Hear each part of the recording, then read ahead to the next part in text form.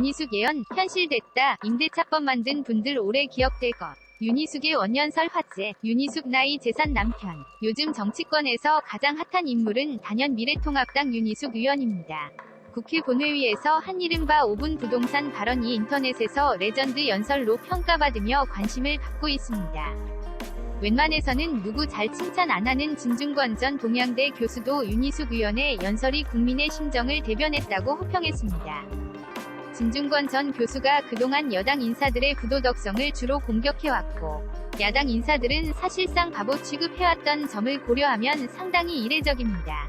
윤희숙 의원의 연설이 레전드 노무현의 버금가는 연설 등등의 호평이 이어지자 여당은 윤 의원이 임차인이 아니라 임대인이면서 임차인 재산 15억의 자산가 등등의 표현으로 흠집내기에 나선 모습인데요. 당장 박범계 의원이 윤희숙 의원의 억양을 문제 삼자 지역차별 발언이라며 역풍에 시달리기도 했습니다.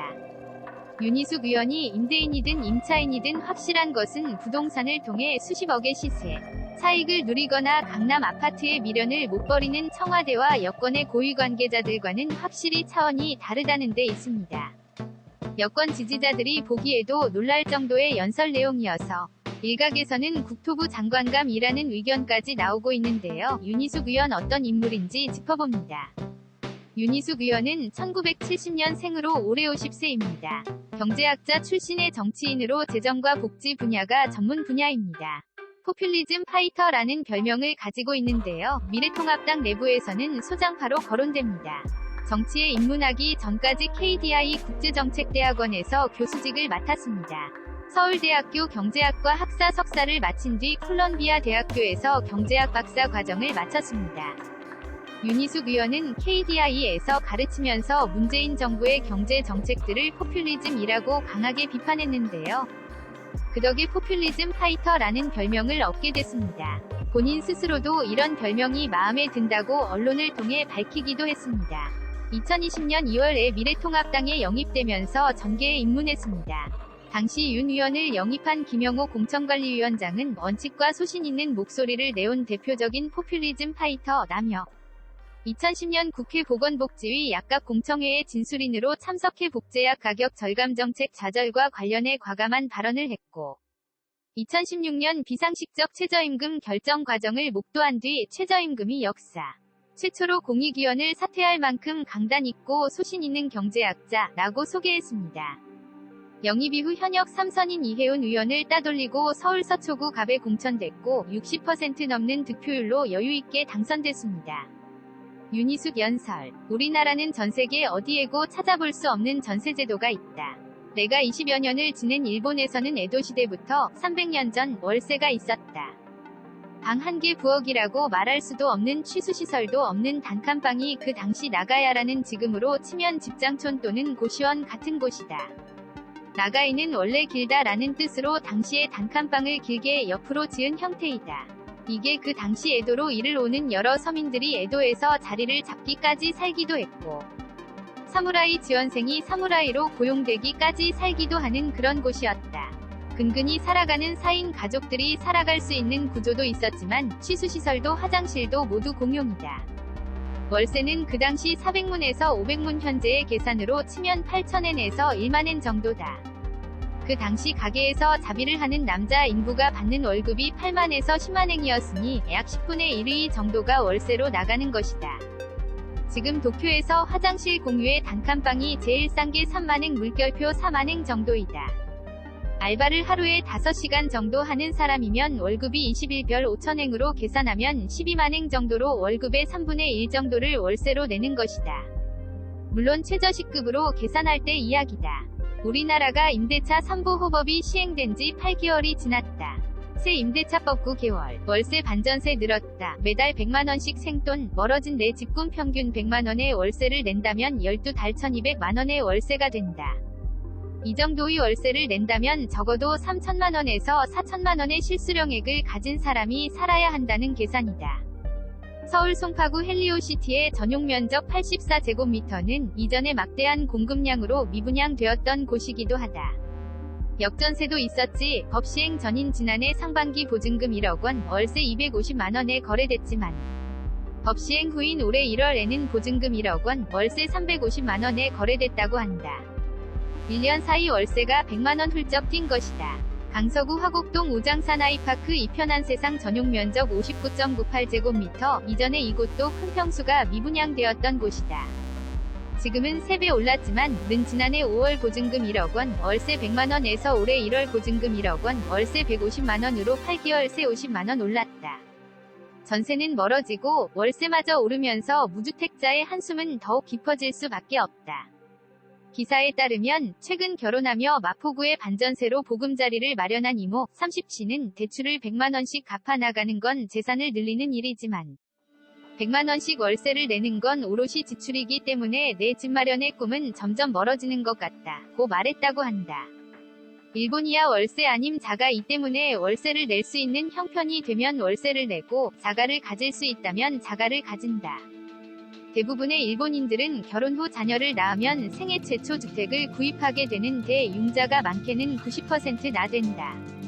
자기 자본 3천만 엔으로 1억 5천에서 2억에 가까운 주택을 구입하면서 30년에서 40년 장기 대출을 받게 된다.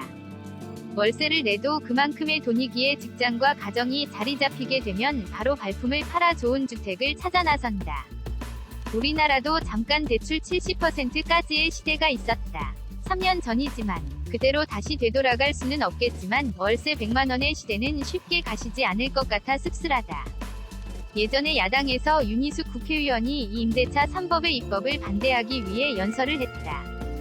지금 다시 보니 이건 거의 예언 수준이다. 그 전문이 이것이다. 존경하는 박병석 국회의장님, 그리고 동료 선배위원 여러분, 저는 서초갑 윤희숙 의원입니다. 저는 이 자리에 오늘 표결된 주택임대차법에 대해서 말씀을 드리려고 나왔습니다. 저는 임차인입니다. 제가 지난 5월 이사했는데 이사하는 순간부터 지금까지 집주인이 2년 있다가 나가라 그러면 어떻게 하나 하는 걱정을 달고 살고 있습니다. 그런데 오늘 표결된 법안을 보면서 제가 기분이 좋았느냐? 그렇지 않습니다. 저에게 든 생각은 4년 있다가 꼼짝없이 월세로 들어가게 되는구나 하는 생각이었습니다. 이제 더 이상 전세는 없겠구나. 그게 제 고민입니다. 제 개인의 고민입니다. 임대시장은 매우 복잡해서 임대인과 임차인이 서로 상생하면서 유지될 수밖에 없습니다. 임차인을 편들려고 임대인을 불리하게 하면 임대인으로서는 가격을 올리거나 시장을 나가거나입니다. 그러면 제가 임차인을 보호하는 것을 반대하느냐? 절대 찬성합니다.